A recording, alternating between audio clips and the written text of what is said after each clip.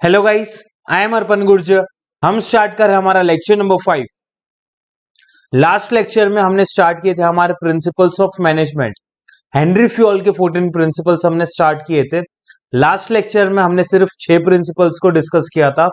आज के लेक्चर में हम आगे के प्रिंसिपल्स को पढ़ने वाले हैं।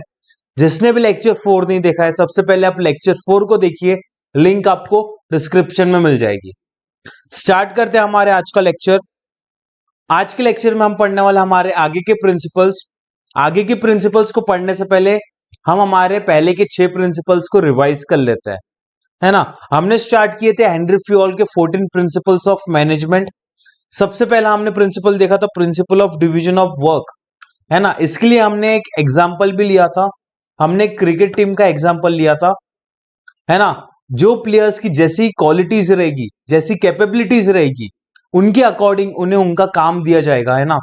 उनके अकॉर्डिंग उन्हें काम डिस्ट्रीब्यूट कर दिया जाएगा, है ना। जो अच्छे बैट्समैन है उन्हें बैटिंग करवाएंगे, लेकिन उनमें से जो अच्छे ओपनर्स है उनसे ही ओपनिंग करवाएंगे। जो अच्छे बॉलिंग करते हैं उनसे पहले बॉलिंग करवाएंगे, है ना। मतलब हमने क्या कर दिया, हमारे काम को डिस्ट्रीब्यूट कर दिया उनकी क्वालिटीज और कैपेबिलिटीज के हिसाब से।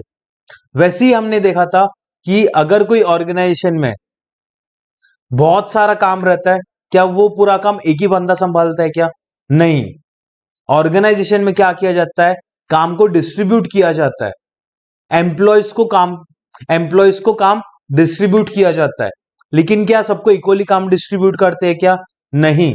एम्प्लॉयज की जो क्वालिटीज है, जो कैपेबिलिटीज है, जो क्वालिफिकेशंस है, उनके हिसाब से उन्हें काम डिस्ट्रीब्यूट किया जाता है ना। इसलिए पहला प्रिंसिपल कौन सा है? Principal of division of work, है ना।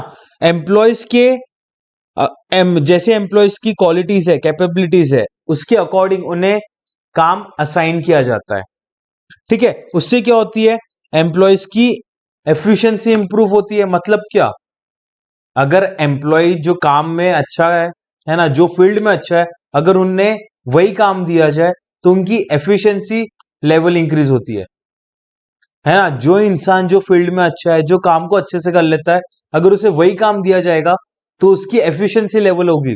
अल्टीमेटली हमारे ऑर्गेनाइजेशन की प्रोडक्टिविटी लेवल बढ़ेगी, है ना। ओवरऑल ऑर्गेनाइजेशन की एफिशिएंसी लेवल इंक्रीज होगी जब एम्प्लॉय अच्छे से काम करेंगे, है ना।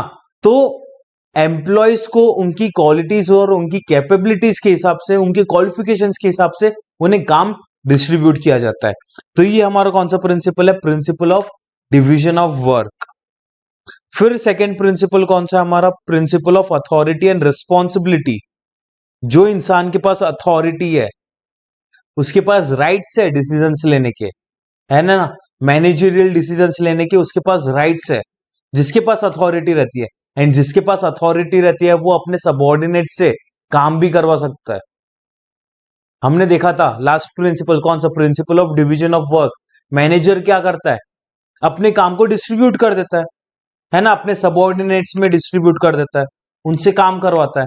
वो खुद भी काम करता है, लेकिन वो काम को क्या करता है, काम को क्या कर देता है, डिस्ट्रीब्यूट कर देता है। मतलब जो एम्प्लॉयज की जैसी क्वालिटीज है, जैसी कैपेबिलिटीज है, उसके अकॉर्डिंग उन्हें काम डिस्ट्रीब्यूट कर दिया जाता है ना। तो जो जिसके पास अथॉरिटी है, जो इंसान के पास अथॉरिटी ऑर्गेनाइजेशन में, उसके पास राइट्स है डिसीजंस लेने के, सबऑर्डिनेट से काम करवाने के, है ना। एंड जिसके पास अथॉरिटी रहती है वही इंसान क्या रहता है, रिस्पॉन्सिबल रहता है ना। तो ऑर्गेनाइजेशन में किसके पास अथॉरिटी रहती है? मैनेजर के पास अथॉरिटी रहती है। तो वही मैनेजर क्या रहता है, रिस्पॉन्सिबल रहता है। अगर उससे जो काम दिया जाता है, जो टास्क दिया जाता है, अगर वो गिवन पीरियड ऑफ टाइम में कंप्लीट कर लेता है ना, तो उसे अच्छा बोलेंगे। लेकिन अगर वो गिवन पीरियड ऑफ टाइम में खत्म नहीं करता है तो उसे खराब बोलेंगे। मतलब जिसके पास अथॉरिटी है वो इंसान क्या रहता है, रिस्पॉन्सिबल रहता है ना। फिर थर्ड प्रिंसिपल हमने देखा था principle of discipline. Discipline maintain करना। डिसिप्लिन, अगर हमें ऑर्गेनाइजेशन के गोल्स को अचीव करना है तो हमें ऑर्गेनाइजेशन में डिसिप्लिन को मेंटेन करना पड़ेगा, है ना। ऑर्गेनाइजेशन के कुछ रूल्स एंड प्रिंसिपल्स रहते हैं, कुछ रूल्स एंड रेगुलेशंस रहते हैं ऑर्गेनाइजेशन के, जिसे स्ट्रिक्टली फॉलो करना पड़ता एक डिसिप्लिन मेंटेन करनी पड़ती है ना। ये बहुत एसेंशियल चीज है अपने ऑर्गेनाइजेशन की। डिसिप्लिन बहुत एसेंशियल चीज है ऑर्गेनाइजेशन में। हर एक एम्प्लॉयज को सारे रूल्स एंड रेगुलेशंस को फॉलो करना पड़ता है। ऑर्गेनाइजेशन के कुछ रूल्स एंड रेगुलेशंस रहते हैं, उसे फॉलो करने पड़ते हैं, स्ट्रिक्टली फॉलो करने पड़ते हैं। एक डिसिप्लिन मेंटेन करनी पड़ती है, एक डेकोरम मेंटेन करना पड़ता है ऑर्गेनाइजेशन में, अगर हमारे ऑर्गेनाइजेशन के गोल्स को अचीव करना है तो। जब आप एक गुड डिसिप्लिन मेंटेन करते हो ऑर्गेनाइजेशन में, मतलब इसका मतलब क्या है, वहां पर एक अच्छी लीडरशिप है ना। जो बंदा ऑर्गेनाइजेशन को चला रहा है ना, जिसके पास अथॉरिटी है, अगर वो अच्छी लीडरशिप कर रहा है, इसका मतलब वहां पर अच्छी डिसिप्लिन है, ठीक है।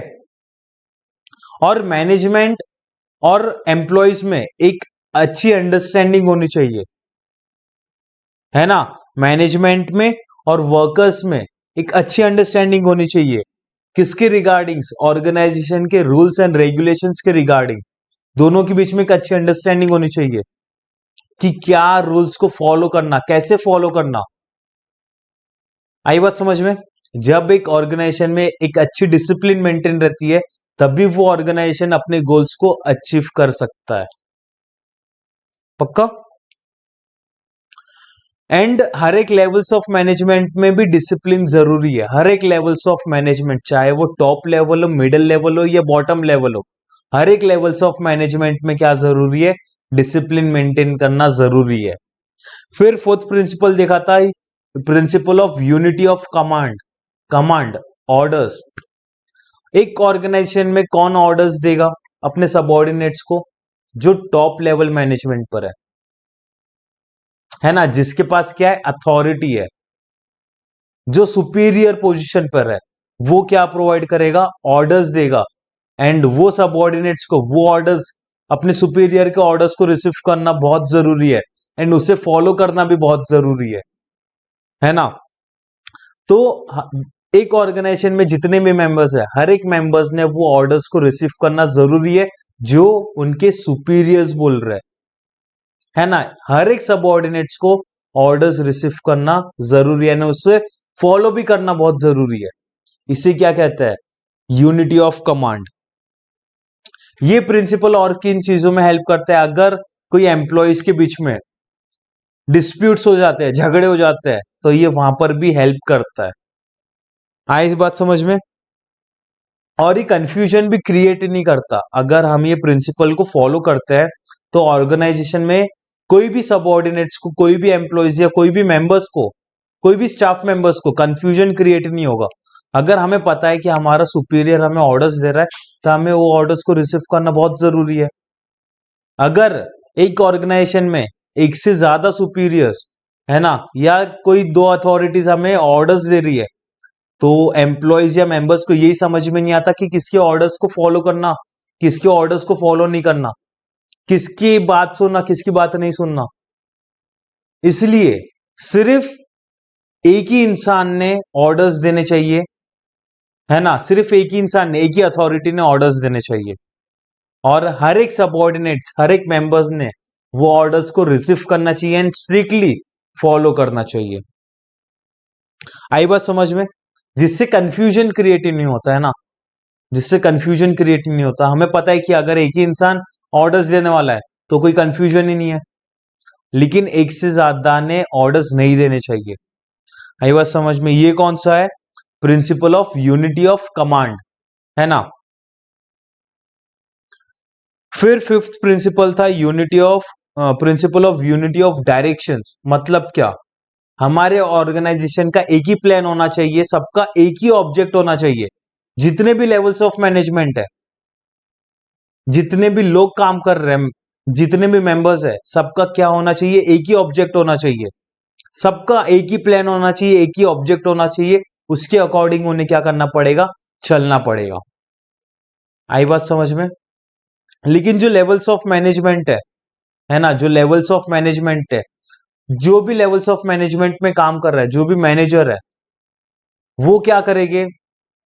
वही एक प्लान को फॉलो करेंगे, लेकिन वो प्लान को जब वो एग्जीक्यूट करेंगे, उसके अकॉर्डिंग वो लोग जो काम कर रहे हैं, वो उनके अकॉर्डिंग काम करेंगे, लेकिन सबका क्या है, सिर्फ एक ही ऑब्जेक्ट है ना, सबका क्या है, सिर्फ वही ऑर्गेनाइजेशन का एक ऑब्जेक्ट है, वही प्लान को एग्जीक्यूट करेंगे। लेकिन कुछ लोग ऐसे खाते हैं तो कुछ लोग ऐसे खाते हैं, लेकिन सबका क्या है, ऑब्जेक्ट सेम ही है ना, खाना ही खाना है। तो जो मैनेजर्स, जो भी लेवल्स ऑफ मैनेजमेंट में काम करते हैं, उनका एक ही ऑब्जेक्ट रहता है कि क्या, उनके अपने ऑर्गेनाइजेशन के प्लान के अकॉर्डिंग चलना है, बस वही डायरेक्शन में चलना है ना। फिर वो लोग अपने प्लान को कैसे एग्जीक्यूट करते हैं, वो उनके ऊपर डिपेंड करता है ना, वो उनके अकॉर्डिंग वो लोग अपनी एक्टिविटीज को परफॉर्म करेंगे। आई बात समझ में? तो ये कौन सा प्रिंसिपल था, principle of unity of direction. फिर हमने देखा था principle of subordinates of individual interest to the organisational interest. एक ऑर्गेनाइजेशन में जितने भी एम्प्लॉयज काम करते हैं, जितने भी मेंबर्स काम करते हैं, सबसे पहले उनके लिए क्या प्रेफरेंस होना चाहिए, अपने ऑर्गेनाइजेशनल का इंटरेस्ट, है ना, उनके लिए सबसे पहले वो प्रेफरेंस होना चाहिए। आई बात समझ में? हमने एक एग्जांपल भी लिया था, अगर रोहित शर्मा बैटिंग करता है तो उसके लिए सबसे पहले क्या प्रेफरेंस है, अपनी टीम को जिताना, है ना, अपनी टीम के लिए अच्छा सा स्कोर खड़ा करना।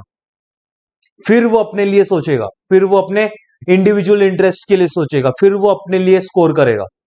लेकिन सबसे पहले उसके दिमाग में क्या होना चाहिए कि मुझे अपनी टीम को जिताना है। तो हर एक ऑर्गेनाइजेशन में सारे के सारे एम्प्लॉइज, जितने भी लोग काम करते हैं, सबका एक ही प्रेफरेंस होना चाहिए, अपने ऑर्गेनाइजेशन के गोल्स को अचीव करवाना। फिर वो अपने इंडिविजुअल इंटरेस्ट के बारे में सोचेंगे, चलेगा, लेकिन सबसे पहले किसका प्रेफरेंस होना चाहिए, ऑर्गेनाइजेशन का प्रेफरेंस होना चाहिए। आई बात समझ में? तो इसे कौन सा प्रिंसिपल कहते हैं, principle of subordination of individual interest to the organisational interest. इससे क्या होगा, हमारे ऑर्गेनाइजेशन की ओवरऑल एफिशिएंसी इंक्रीज होगी, है ना, साथ में प्रोडक्टिविटी लेवल भी बढ़ेगा एंड एम्प्लॉयज का एफिशिएंसी लेवल भी क्या होगा, इंक्रीज होगा। आई बात समझ में? तो कौन से 6 प्रिंसिपल्स है, जल्दी से एक बार बोल देते हैं। कौन से प्रिंसिपल्स है? पहला principle of division of work, second principle of authority and responsibility, third principle of discipline, fourth principle of unity of command, fifth principle of unity of direction, sixth principle of subordination of individual interest to the organisational interest. आए क्या ये 6 के 6 principles अच्छे से समझ में? फिर seventh principal है प्रिंसिपल ऑफ सेंट्रलाइजेशन। अभी ये सेंट्रलाइजेशन क्या होता है, इसका अपोजिट रहता है डिसेंट्रलाइजेशन। सेंट्रलाइजेशन क्या रहता है, अगर कोई ऑर्गेनाइजेशन में किसी इंसान के पास सारी पावर्स है, सारी अथॉरिटीज है, तो उससे कहते हैं सेंट्रलाइजेशन। मतलब क्या, सिर्फ एक ही इंसान के पास सारी पावर्स है, पूरी की पूरी अथॉरिटी है, सिर्फ वही डिसीजन लेगा, सारे डिसीजंस वही लेगा, सिर्फ उसके पास ही राइट्स है, उसे क्या कहते हैं, सेंट्रलाइजेशन। मतलब सिर्फ एक ही इंसान के हाथ में क्या है, सारी की सारी पावर्स है, पूरी अथॉरिटीज है ना, पढ़ते हैं। Centralisation refers to the concentration of powers and authorities in some organization. This power is vested in one hand or few hands. This situation occurs in the small organizations. ये situations कब होती है, सिर्फ small business organisations में होती है ना। Centralisation कहाँ होता है, सिर्फ स्मॉल ऑर्गेनाइजेशन में होता है, जहां पर पावर्स किसके हाथ में, सिर्फ एक ही इंसान के हाथ में। एक छोटा सा एग्जांपल लेते हैं, अगर कोई इंसान एक छोटा सा बिजनेस चला रहा है ना, स्मॉल स्केल बिजनेस चला रहा है, तो वहां का ओनर सिर्फ एक ही रहेगा, है ना। उनके कुछ 4 या 5 एम्प्लॉयज हो गए, कुछ 4 या 5 एम्प्लॉयज हो गए, है ना, जो वो ऑर्गेनाइजेशन में काम करता है। तो यहां पर सारी की सारी पावर किसके हाथ में, सिर्फ एक ही इंसान के हाथ में, है ना। सारे डिसीजंस कौन लेगा, सिर्फ यही इंसान लेगा सारे डिसीजंस, है ना। सबको ऑर्डर्स कौन देगा, सिर्फ ये इंसान देगा सबको ऑर्डर्स, एंड ये सब लोगों को उसकी ऑर्डर्स को फॉलो करना पड़ेगा। तो पूरी अथॉरिटी किसकी है, किसकी अथॉरिटी है, सिर्फ ये इंसान की है। इसका मतलब क्या है, सेंट्रलाइजेशन। आई बात समझ में? सेंट्रलाइजेशन क्या है? Refers to the concentration of powers and authorities.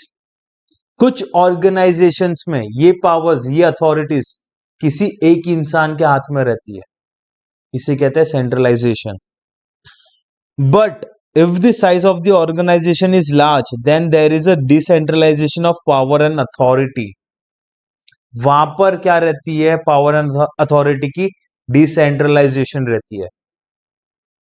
मतलब क्या, अगर एक लार्ज ऑर्गेनाइजेशन है तो क्या अकेला ही बंदा सब कुछ काम कर पाएगा क्या? नहीं। अकेला ही बंदा सब कुछ मैनेज कर पाएगा क्या? नहीं। अगर कोई लार्ज ऑर्गेनाइजेशन है ना, तो फॉर एग्जाम्पल ये बंदा क्या है? सीईओ है। तो क्या यही बंदा सब कुछ काम करेगा क्या? नहीं रे, है ना। अगर ये बंदा एमडी है, मैनेजिंग डायरेक्टर है, तो यही सब कुछ काम करेगा? नहीं। ये क्या करता है? अपने पावर्स को एंड अपने अथॉरिटीज को डिस्ट्रीब्यूट कर देता है ना। सारे मैनेजर्स को वो क्या करता है? अपनी पावर्स एंड अथॉरिटीज को डिस्ट्रीब्यूट कर देता है। अगर एक ऑर्गेनाइजेशन को चलाना है तो क्या सिर्फ टॉप लेवल मैनेजमेंट से ही पूरा काम चलेगा क्या? नहीं। मिडिल लेवल मैनेजमेंट वालों को भी कुछ ना कुछ काम देना पड़ेगा। अरे है कि नहीं? बॉटम लेवल के सुपीरियर कौन है? मिडिल लेवल के सुपीरियर कौन है? Top level. तो सब कुछ तो टॉप लेवल पर भरोसा, ये सब कुछ तो टॉप लेवल वाले नहीं कर पाएंगे ना। तो टॉप लेवल वाले क्या करेंगे? अपने काम को, अपने पावर्स एंड अथॉरिटीज को डिस्ट्रीब्यूट कर देंगे। किसके हाथ में? मिडिल लेवल ऑफ मैनेजमेंट में। मतलब ये जो एमडी है, ये क्या करेगा? अपने पावर्स को डिस्ट्रीब्यूट कर देगा। किन में? मैनेजर्स में, है ना। इसने क्या कर दिया? अपने पावर्स को डिस्ट्रीब्यूट कर दिया। मतलब क्या है? अब पावर्स किसके हाथ में है? सिर्फ एक ही बंदे के हाथ में है कि ये इन सबके हाथ में? इन सबके हाथ में। मतलब क्या? पावर्स एंड अथॉरिटीज क्या हो गई? डिस्ट्रीब्यूट हो गई, सबके हाथ में चली गई। इसे कहते हैं डिसेंट्रलाइजेशन। क्या कहते हैं? Decentralisation of power and authority. And centralisation क्या क्या मतलब रहता है? सिर्फ एक ही इंसान के हाथ में पूरी पावर्स है, पूरी अथॉरिटी है। सिर्फ वही इंसान के पास क्या राइट्स है डिसीजन लेने के। लेकिन यहां पर किसके पास राइट्स है? इन सबके पास राइट्स है डिसीजंस लेने के। इसे क्या कहते हैं? डिसेंट्रलाइजेशन। आया समझ में? तो सेंट्रलाइजेशन करना है या डिसेंट्रलाइजेशन करना है, ये किसके ऊपर डिपेंड करता है? हमारे बिजनेस का क्या साइज है ना। हमारी ऑर्गेनाइजेशन का साइज क्या है। अगर स्मॉल स्केल है तो वहां पर सेंट्रलाइजेशन दिखने मिलता है, जहां पर लार्ज स्केल है वहां पर डिसेंट्रलाइजेशन देखने मिलता है ना। जहां पर पावर्स एंड अथॉरिटीज डिस्ट्रीब्यूट की जाती है। आया कि नहीं आया समझ में? According to this principle there must be a proper balance between centralisation and decentralisation in the organisation. अब हमारे माइंड में क्वेश्चन आता कि हमें क्या फॉलो करना है? हमें सेंट्रलाइजेशन करना है या डिसेंट्रलाइजेशन करना है ऑर्गेनाइजेशन में? हमें दोनों चीज करनी है, लेकिन दोनों को प्रॉपरली बैलेंस लेकर चलना है। आई बात समझ में? हमारे ऑर्गेनाइजेशन में बहुत सारी ऐसी भी एक्टिविटीज रहती है जहां पर सिर्फ सेंट्रलाइजेशन लगता है, एंड कुछ ऐसी भी एक्टिविटीज रहती है जहां पर डिसेंट्रलाइजेशन लगता है ना।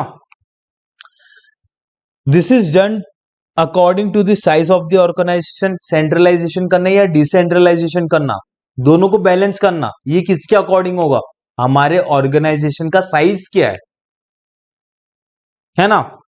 And the nature of the activity, हम कौन सी एक्टिविटीज को परफॉर्म कर रहे हैं, उसके अकॉर्डिंग सेंट्रलाइजेशन या डिसेंट्रलाइजेशन होगा। तो ये कौन सा प्रिंसिपल है? Principal of centralisation. आई बात समझ में? फिर नेक्स्ट प्रिंसिपल है principal of remuneration. Principle of remuneration मतलब क्या?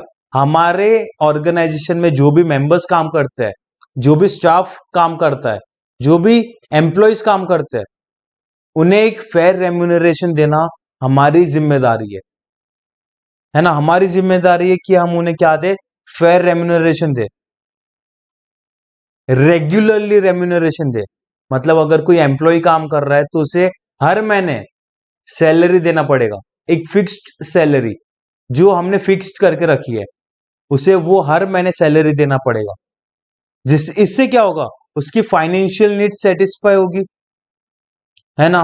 इससे क्या होगा? फाइनेंशियल नीड सेटिस्फाई होगी। अगर हम कोई एम्प्लॉय को रेगुलरली सैलरीज देते हैं, फेयर रेम्यूनरेशन देते हैं, तो वो एम्प्लॉय की सारी फाइनेंशियल नीड्स क्या हो रही है, सेटिस्फाई हो रही है। अगर वो खुद सेटिस्फाई हो रहा है तो वो सीधी सी बात है, वो अपने ऑर्गेनाइजेशन में रिटेन रहेगा, मतलब अपनी ऑर्गेनाइजेशन में काम करेगा। अगर हम उसे फेयर रेम्यूनरेशन प्रोवाइड नहीं करवा रहे, इरेगुलर बेसिस पर हम उसे रेम्यूनरेशन दे रहे, तो क्या वो एम्प्लॉय हमारी ऑर्गेनाइजेशन में काम करेगा क्या? नहीं, वो तो छोड़कर चले जाएगा। अगर कोई एम्प्लॉय को हमारे ऑर्गेनाइजेशन में लॉन्ग टाइम के लिए रखना है तो उसे फेयर रेम्यूनरेशन देना जरूरी है, उसकी फाइनेंशियल नीड्स को पूरी करना बहुत जरूरी है। आई कि नहीं आई बात समझ में? तो उसे क्या देना पड़ेगा, फेयर रेम्यूनरेशन देना पड़ेगा, जिससे वो मोटिवेट होता है, वो खुद एंकरेज होता है जब उसकी फाइनेंशियल नीड्स पूरी होती है ना। उससे क्या होता है, वो एंकरेज होता है, मोटिवेट होता है, जिससे उसकी एफिशिएंसी लेवल इंक्रीज हो जाएगी, है ना। वो हमारे बिजनेस में रिटेन रहेगा, जिससे हमारी ऑर्गेनाइजेशन की प्रोडक्टिविटी लेवल बढ़ेगी, हमारा ऑर्गेनाइजेशन का ओवरऑल एफिशिएंसी लेवल क्या होगा, इंक्रीज होगा। आप बोलोगे सर कैसे? अगर कोई एम्प्लॉय हमारा एग्जिस्टिंग एम्प्लॉय है, अगर वो हमारे ऑर्गेनाइजेशन में लॉन्ग पीरियड के लिए रहता है, तो उसे पूरा नॉलेज है ना हमारे ऑर्गेनाइजेशन के बारे में, कि कैसे काम किया जाता है, कैसे काम करते हैं, उससे पूरे ओवरऑल ऑर्गेनाइजेशन का पूरा नॉलेज है। तो उससे क्या होगा, हमारी एफिशिएंसी लेवल इंक्रीज होगी, हमारे प्रोडक्टिविटी लेवल इंक्रीज होगी। जब हमारे एग्जिस्टिंग एम्प्लॉयज लॉन्ग पीरियड के लिए हमारी ऑर्गेनाइजेशन के साथ जुड़े रहेंगे, अगर वही एम्प्लॉयज छोड़कर चले जाएंगे तो नए एम्प्लॉयज आएंगे, है ना। फिर नए एम्प्लॉयज को ट्रेनिंग प्रोवाइड करो कि नहीं, उन्हें ट्रेनिंग्स प्रोवाइड करनी पड़ेगी, उन्हें डेवलप करना पड़ेगा, उनका एफिशिएंसी लेवल इंक्रीज करना पड़ेगा, तब जाकर अपने बिजनेस की एफिशिएंसी लेवल इंक्रीज होगी। सोचो अगर एक एम्प्लॉय छोड़कर चले जाएगा अपने ऑर्गेनाइजेशन को, तो कितना इफेक्ट पड़ता है। इसलिए जो हमारे एग्जिस्टिंग एम्प्लॉयज है, उन्हें बनाए रखने के लिए उन्हें मोटिवेट करना पड़ता है, एंकरेज करना पड़ता है। उसमें से एक है कि उन्हें remuneration time to time provide करो, फेयर रेम्यूनरेशन प्रोवाइड करो, जिससे वो लोग रिटेन रहेंगे, हमारे बिजनेस में लॉन्ग पीरियड के लिए रहेंगे। आई बात समझ में? Appropriate remunerations to staff or employees is the principle to keep them satisfied financially as well as retain them for a long time with the organization. The fair remunerations affects the productivity and efficiency level in total. अगर हम उन्हें fair remunerations दे रहे हैं, इससे क्या हो रहा है, उनकी खुद की efficiency level increase होगी। जब वो लोग खुद satisfy होंगे, तो सीधी सी बात है, वो हमारे ऑर्गेनाइजेशन के लिए ज्यादा से ज्यादा आउटपुट निकाल कर देंगे। उससे क्या होगी, हमारे ऑर्गेनाइजेशन की प्रोडक्टिविटी लेवल इंक्रीज होगी, हमारी ओवरऑल ऑर्गेनाइजेशन का एफिशिएंसी लेवल इंक्रीज होगा, है ना। वो लोग प्रॉपर रिसोर्सेस का काम करेंगे, ऑप्टिमम यूटिलाइजेशन करेंगे रिसोर्सेस का, एंड बेस्ट आउटपुट निकाल कर देंगे। The remuneration should be fixed by the taking into considerations the skills, expertise, knowledge, tenure, cost of living, market trend, profitability of the organizations. मतलब क्या, उनकी रेम्यूनरेशंस कैसे फिक्स्ड की जाती है, कि उनकी स्किल्स कैसी है, क्वालिफिकेशंस क्या है, उनके पास नॉलेज कैसा है, कॉस्ट ऑफ लिविंग कैसा है, मार्केट ट्रेंड कैसा है, हमारी ऑर्गेनाइजेशन के प्रॉफिट्स कैसे है, एंड एक्सेट्रा। आई बात समझ में? तो ये कौन सा प्रिंसिपल था, प्रिंसिपल ऑफ रेम्यूनरेशन। कितने प्रिंसिपल्स हो गए, 8 प्रिंसिपल्स। कौन से? Principle of division of work, principle of authority and responsibility, principle of, कौन सा है principle, principle of discipline, fourth principle of unity of command, principle of unity of direction, principle of subordinates of individual interest to the organisational interest, principle of centralisation, and eighth principle of remunerations. आए क्या पूरे 8 principal समझ में अच्छे से? मैं इतना ज्यादा क्यों ये टॉपिक को रिवाइज करवा रहा हूं, बिकॉज ये बहुत इंपॉर्टेंट टॉपिक है, पेपर में पूछा जाता है ये क्वेश्चन, ठीक है। फिर 9th प्रिंसिपल कौन सा है, प्रिंसिपल ऑफ स्केलर चेन। कौन सा प्रिंसिपल है, प्रिंसिपल ऑफ स्केलर चेन।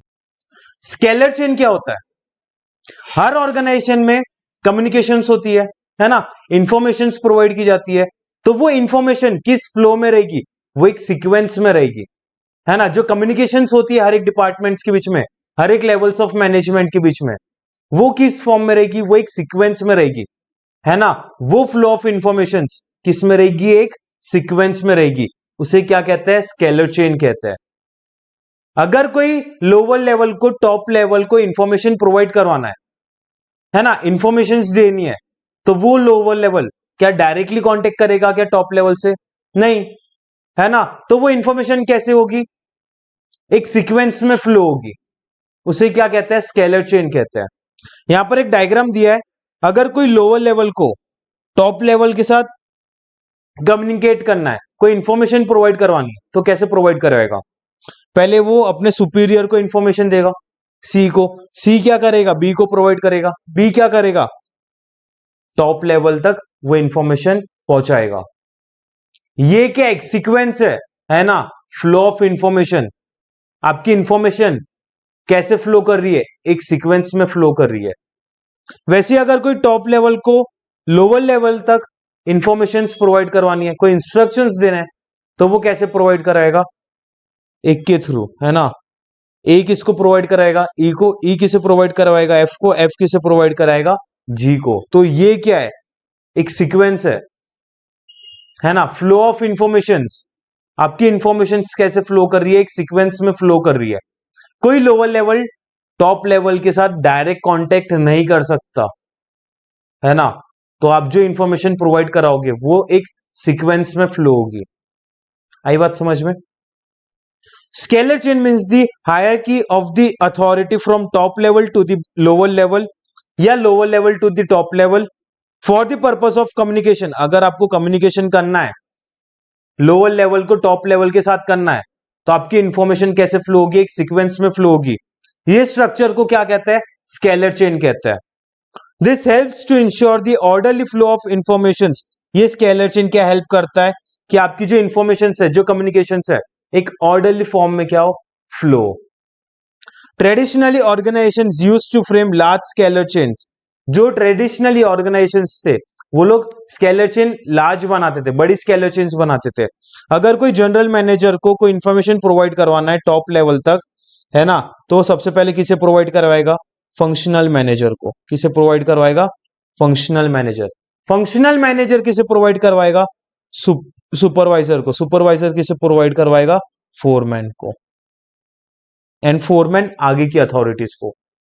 मतलब ये क्या है, आप डायरेक्ट कम्युनिकेट कर पा रहे हो क्या, नहीं, तो आप क्या कर रहे हो, अपनी इंफॉर्मेशंस को प्रोवाइड करवा रहे हो आगे।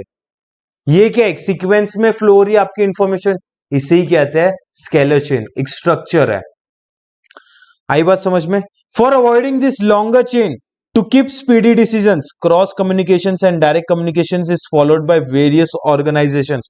अगर हमें ये लॉन्ग चेन को फॉलो नहीं करना है, तो हम क्रॉस कम्युनिकेशन भी कर सकते हैं एंड डायरेक्ट कम्युनिकेशन भी कर सकते हैं।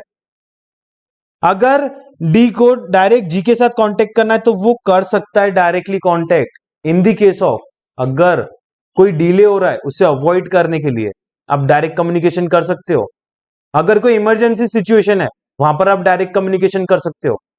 लेकिन ऐसे बहुत सारे ऑर्गेनाइजेशन है जो डायरेक्ट कम्युनिकेशंस करते हैं, क्रॉस कम्युनिकेशंस करते हैं, लेकिन किसकी परमिशंस चाहिए, permission of the authorities necessary.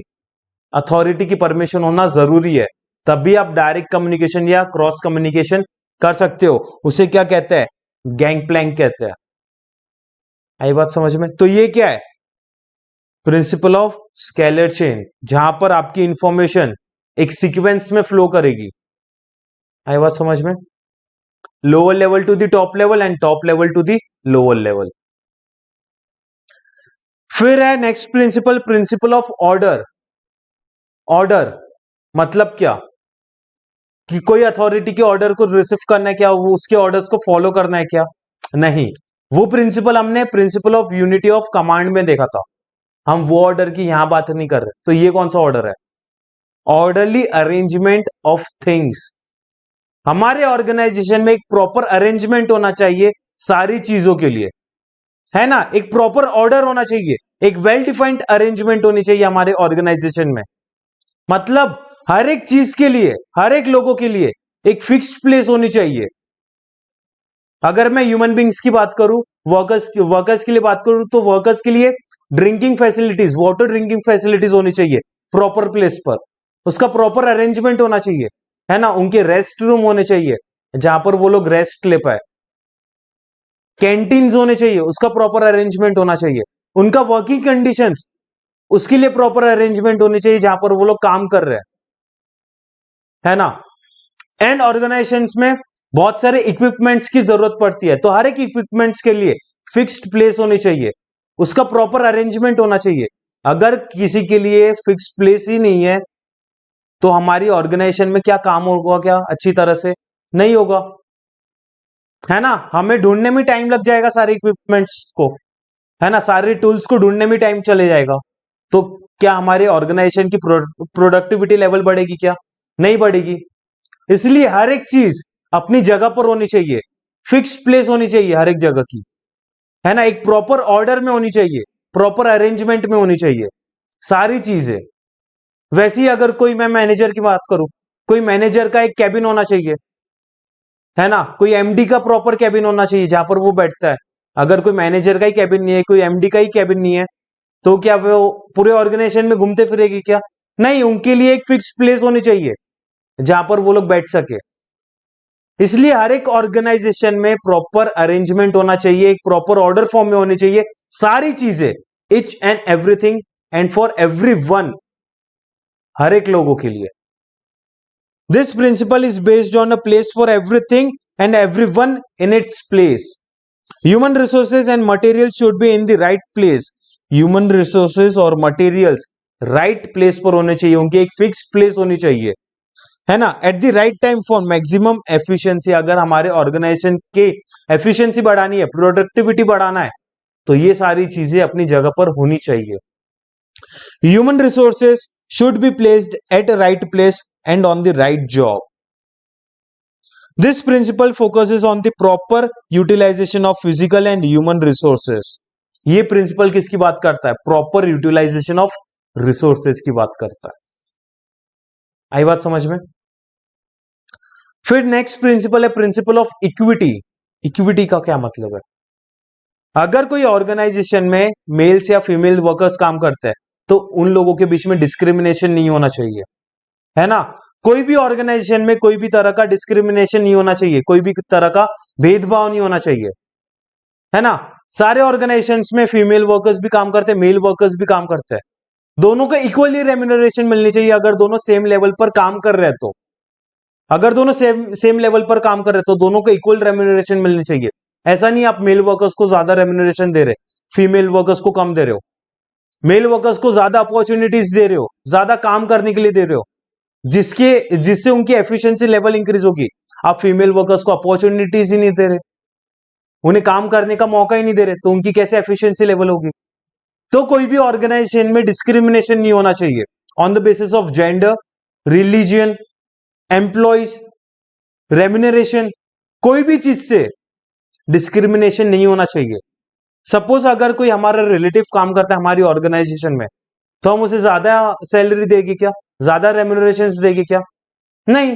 हर एक एम्प्लॉइज को सेम ही रेम्यूनरेशन मिलेगा अगर वो लोग सेम लेवल पर काम कर रहे हैं तो, है ना। ऐसा नहीं कि हमारा रिलेटिव है तो उसे हम कुछ ज्यादा रेम्यूनरेशन दे, नहीं, ऐसा नहीं होना चाहिए। डिस्क्रिमिनेशन नहीं होना चाहिए ऑर्गेनाइजेशन में, कोई भी तरह का डिस्क्रिमिनेशन नहीं होना चाहिए, कोई भी तरह का भेदभाव नहीं होना चाहिए। आई बात समझ में, उसे कहते हैं principle of equity. Management should be fair. Management क्या होना चाहिए, फेयर होना चाहिए एंड फ्रेंडली होना चाहिए अपने सबऑर्डिनेट्स के साथ। While dividing the work, delegating the authorities, deciding the monetary terms and etc., there should be not be any discrimination between the employees. अगर आप किसी को काम दे रहे हो, किसी को अथॉरिटीज दे रहे हो, तो वहां पर डिस्क्रिमिनेशन नहीं होना चाहिए। हर एक का इक्वल इंपॉर्टेंस होना चाहिए, हर एक का इक्वली इंपॉर्टेंस होना चाहिए, चाहे वो मेल वर्कर रहे चाहे वो फीमेल वर्कर रहे, दोनों को इक्वली ट्रीट करना चाहिए। आई बात समझ में। It is also suggested that the remuneration should not depend on department. आप जो remuneration fix करते हो वो डिपार्टमेंट पर नहीं होनी चाहिए, but on the level on which subordinates are working. Subordinates कौन से लेवल पर काम कर रहे हैं उसके हिसाब से रेम्यूनरेशन फिक्स्ड होनी चाहिए। The employees working on the same level but in different departments should be paid same wages. अगर कोई एम्प्लॉइज है जो डिफरेंट डिपार्टमेंट्स में काम करते हैं, अलग अलग डिपार्टमेंट्स में काम करते हैं, लेकिन वो लोग सेम लेवल पर काम कर रहे हैं, तो उन्हें फिक्स्ड रेम्यूनरेशन मिलनी चाहिए, भले ही वो लोग अलग अलग डिपार्टमेंट में क्यों नहीं है, तो भी उन्हें क्या मिलनी चाहिए, सेम रेम्यूनरेशन मिलनी चाहिए। This equity will help in avoiding conflicts in the organisations, है ना। अगर आप डिस्क्रिमिनेशन करोगे फीमेल वर्कर्स और मेल वर्कर्स में, तो वहां पर डिस्क्रिमिनेशन नहीं करना चाहिए, सबको इक्वल इंपॉर्टेंस देनी चाहिए, है ना, सबको इक्वली ट्रीट करना है। इसे क्या कहते हैं, प्रिंसिपल ऑफ इक्विटी कहते हैं। आई बात समझ में, क्या कहते हैं, प्रिंसिपल ऑफ इक्विटी। फिर नेक्स्ट प्रिंसिपल कौन सा है, principal of stability of tenure. ये कौन सा प्रिंसिपल है, at the time of recruitment of employees the management should assure them about the stability of tenure और जॉब सिक्योरिटी। मतलब जब भी मैनेजमेंट रिक्रूटमेंट करता है एम्प्लॉइज को जॉब प्रोवाइड करवाता है, तो उस टाइम मैनेजमेंट ने अश्योर करना चाहिए किसके बारे में, जॉब सिक्योरिटी के बारे में। मतलब जब भी आप कोई भी एम्प्लॉइज को रिक्रूट करोगे, है ना, उस टाइम मैनेजमेंट ने अश्योर करना चाहिए जॉब सिक्योरिटी के बारे में कि आप हमारे साथ लंबे समय के लिए काम करोगे, है ना, उनका जल्दी ट्रांसफर नहीं करवाना चाहिए। जो हम एम्प्लॉइज को रिक्रूट कर रहे हैं वो एम्प्लॉइज का जल्दी से जल्दी ट्रांसफर नहीं होना चाहिए, बिकॉज जब हम एम्प्लॉइज को रिक्रूट करते हैं हमारी ऑर्गेनाइजेशन में, हम उन्हें काम करने के लिए बुलाते हैं, तो उन्हें टाइम लगता है सेटल होने के लिए, हमारे ऑर्गेनाइजेशन को समझने के लिए कि हमारे ऑर्गेनाइजेशन में कैसे काम किया जाता है, पूरे एनवायरमेंट को समझने के लिए उसे टाइम लगता है, तो उसका जल्दी ट्रांसफर नहीं होना चाहिए, उसको लॉन्ग पीरियड के लिए रखना चाहिए हमारी ऑर्गेनाइजेशन में, है ना। जब वो सारी चीजों को समझेगा, काम करना समझेगा, तभी तो हमारे ऑर्गेनाइजेशन की एफिशिएंसी लेवल इंक्रीज होगी, तभी तो प्रोडक्टिविटी लेवल इंक्रीज होगी। अगर आप कोई भी एम्प्लॉय को जॉब सिक्योरिटी नहीं देते, है ना, अगर आप उसे जॉब सिक्योरिटी नहीं देते, उससे क्या होती है, उसकी एफिशिएंसी लेवल डिक्रीज हो जाएगी, है ना। Insecurity in the job always affects the efficiency of employees. अगर एम्प्लॉइज को कोई जॉब सिक्योरिटी नहीं है, अगर उसका ट्रांसफर किया जाता है बार बार, तो उससे उनकी एफिशिएंसी लेवल डिक्रीज हो जाएगी, कम हो जाएगी। Adversely whereas job security minimize employees turnover ratio. अगर आप कोई एम्प्लॉइज को जॉब सिक्योरिटी देते हो, है ना, उसका जल्दी से जल्दी ट्रांसफर नहीं करते, उससे लंबे समय के लिए हमारे ऑर्गेनाइजेशन में रखते हो, तो इससे क्या होगा, हमारा जो एम्प्लॉइज टर्नओवर रेशियो है वो मिनिमाइज हो जाएगा। आई बात समझ में। तो ये कौन सा प्रिंसिपल है, principal of stability of tenure. मतलब क्या, आप जो भी एम्प्लॉइज को रिक्रूट कर रहे हो, उन एम्प्लॉइज को हमारी ऑर्गेनाइजेशन में लंबे समय के लिए रखो, है ना, उन्हें ट्रेनिंग्स प्रोवाइड करो। जब तक उन्हें नहीं समझ में आएगा कि ऑर्गेनाइजेशन में कैसे काम किया जाता है, जब तक वो अपने ऑर्गेनाइजेशन के एनवायरमेंट को नहीं समझेगा, तब तक वो नहीं अच्छे से काम कर पाएगा, है ना। इसलिए उसे ट्रेनिंग्स प्रोवाइड करो, काम करने दो, जॉब सिक्योरिटी दो, उसे अश्योर करो कि हम उसे लंबे समय के लिए रखेंगे, उसका जल्दी से जल्दी ट्रांसफर नहीं करवाएंगे। अगर उसका जल्दी से जल्दी ट्रांसफर होता है, तो वो एम्प्लॉय की एफिशिएंसी लेवल क्या हो जाएगी, अफेक्ट कर जाएगी, कम हो जाएगी उसकी एफिशिएंसी लेवल, काम करने की इच्छा मर जाएगी, है ना। इसलिए उसे क्या प्रोवाइड करो, जॉब सिक्योरिटी प्रोवाइड करो। जब हम जॉब सिक्योरिटी प्रोवाइड करते हैं, तो हमारा एम्प्लॉइज टर्नओवर रेशियो क्या हो जाता है, मिनिमाइज हो जाता है। ये कौन सा प्रिंसिपल है, principal of stability of tenure. फिर 13th प्रिंसिपल कौन सा है, प्रिंसिपल ऑफ इनिशिएटिव्स। मतलब क्या, हर एक ऑर्गेनाइजेशन में हर एक वर्कर्स को, हर एक मेंबर्स को आगे आना चाहिए, अपने सजेशंस देने चाहिए, है ना, जिससे वो लोग खुद मोटिवेट हो गए, है ना। जब हर एक मेंबर्स अपने सजेशंस देंगे, अपने आइडियाज देंगे, तो उनसे उनको खुद को एंकरेज फील होता है, खुद मोटिवेट होता है, जिससे हमारी ऑर्गेनाइजेशन की प्रोडक्टिविटी लेवल बढ़ेगी, है ना, उनका एफिशिएंसी लेवल बढ़ेगा। अगर एम्प्लॉयज का एफिशिएंसी लेवल बढ़ेगा, अल्टीमेटली हमारे ऑर्गेनाइजेशन का भी एफिशिएंसी लेवल बढ़ेगा, जिससे हमारे ऑर्गेनाइजेशन का प्रोडक्टिविटी लेवल क्या होगा, बढ़ेगा, है ना। प्रिंसिपल ऑफ इनिशिएटिव क्या कहता है, initiatives refers to the volunteering to do the work in an innovative way. The freedom of think and work on new ideas encourages employees to take initiatives while working on the given task. तो उन्हें जो task दिया जाता है ना, उसमें अच्छे से काम करे, है कि नहीं, नए आइडियाज निकाले, उस पर काम करे, जिससे वो खुद एंकरेज होते हैं, खुद मोटिवेट होते हैं। This initiative should be welcomed by the manager including thorough discussions on those new ideas. तो जो एम्प्लॉयज अपने न्यू आइडियाज देते हैं, है ना, काम करने के तरीके बताते हैं, कुछ सजेशंस देते हैं, तो मैनेजर ने वो सारे सजेशंस को वेलकम करना चाहिए, मतलब एक्सेप्ट करना चाहिए, उसके ऊपर एक डिस्कशन करना चाहिए। आई बात समझ में? It also helps in creating healthy organisational structure. ये कौन सा प्रिंसिपल था? Principle of initiatives. Last principle है हमारा प्रिंसिपल ऑफ स्प्रेड डेकॉप्स। मतलब क्या?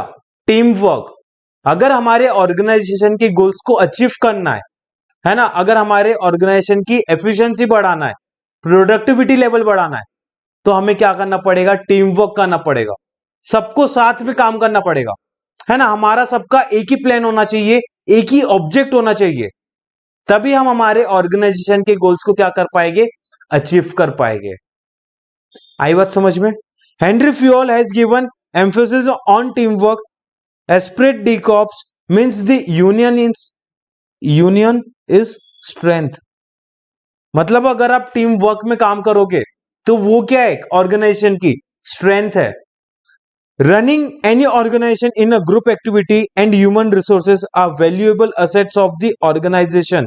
अगर आप कोई ऑर्गेनाइजेशन को रन कर रहे हो, जहां पर अगर आप ग्रुप एक्टिविटी में काम कर रहे हो, तो वो क्या है? हमारी एक वैल्यूएबल एसेट है ऑर्गेनाइजेशन का, है ना। If all employees are working as a union, अगर सारे एम्प्लॉयज एक टीम में काम करते हैं विथ म्यूचुअल ट्रस्ट, सबका एक ही ऑब्जेक्ट है, सब लोग एक ही प्लान के हिसाब से चलेंगे, the difficulties can be solve quickly. तो सारी डिफिकल्टीज को हम रिमूव कर पाएंगे जब हम सारे टीम वर्क में काम करेंगे, एक ग्रुप में काम करेंगे, तभी हम क्या करवा पाएंगे? हमारे गोल्स को अचीव करवा पाएंगे, जिससे हमारी ऑर्गेनाइजेशन की प्रोडक्टिविटी लेवल बढ़ेगी, एफिशिएंसी लेवल बढ़ेगी। Therefore, as a leader, manager should create a spirit of teamwork and understanding among employees to achieve organization goals easily. है ना? ये कौन सा प्रिंसिपल है? Principle of spirit D cops. मतलब क्या? Team work. अगर हम हमारे ऑर्गेनाइजेशन को अच्छे से चलाना चाहते हैं तो हमें टीम वर्क में काम करना पड़ेगा, ग्रुप एक्टिविटीज करनी पड़ेगी, जिससे हम हमारे ऑर्गेनाइजेशन के गोल्स को क्या करवा पाए? अचीव करवा पाए। मेरे दिमाग में एक बहुत अच्छा सा एग्जाम्पल आ रहा है। हमने लगान पिक्चर देखे थे, है ना। भुवन, अगर वो अकेला बंदा खेलता मैच, क्या वो जीता पाता था? क्या नहीं, है ना। उन्होंने क्या किया? एक टीम बनाए, एक टीम वर्क किया, तभी तो वो लोग क्या करते हैं, तभी तो हमने लगान जीते थे, कि नहीं। अगर हमारे इंडियन क्रिकेट टीम की बात करूं, तो जब हर एक प्लेयर्स साथ में खेलेंगे, एक टीम में खेलेंगे, तभी हम मैच जीतते हैं, है ना। तो अगर हमें कोई भी मैच जीतना है तो हमें टीम वर्क करना पड़ेगा। अगर हमारे ऑर्गेनाइजेशंस में हमें गोल्स अचीव करना है, हमें प्रॉफिट्स कमाना है, प्रॉफिट्स अर्न करना है, हमारे ऑर्गेनाइजेशन का एफिशिएंसी लेवल इंक्रीज करना है, ज्यादा से ज्यादा आउटपुट निकालना है, प्रोडक्टिविटी लेवल बढ़ाना है, तो हमें क्या करना पड़ेगा? हमें टीम वर्क में काम करना पड़ेगा। आई बात समझ में? तो ये हमारे कौन से थे? ये हमारे 14 प्रिंसिपल्स थे, हेनरी फ्यूल के 14 प्रिंसिपल्स ऑफ मैनेजमेंट के। आया समझ में? हमने कौन से 14 प्रिंसिपल्स पढ़े? पहला प्रिंसिपल पढ़ा था हमने principle of division of work, है ना।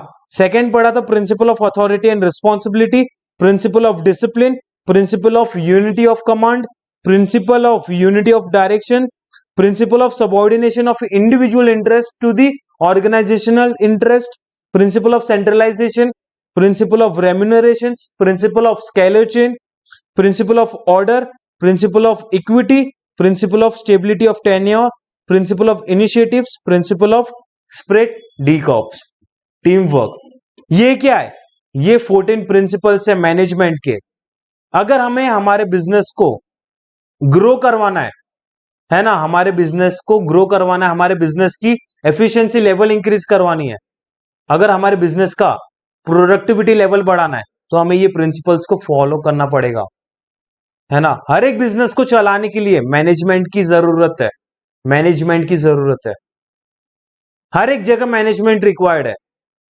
तो जहां पर आपको मैनेजमेंट करना है वहां पर आपको ये प्रिंसिपल्स को फॉलो करने पड़ेंगे, ये प्रिंसिपल्स को अप्लाई करने पड़ेंगे, तभी आप अच्छी तरह से क्या कर पाओगे, मैनेजमेंट कर पाओगे, तभी आप इफेक्टिव डिसीजंस ले पाओगे, है कि नहीं।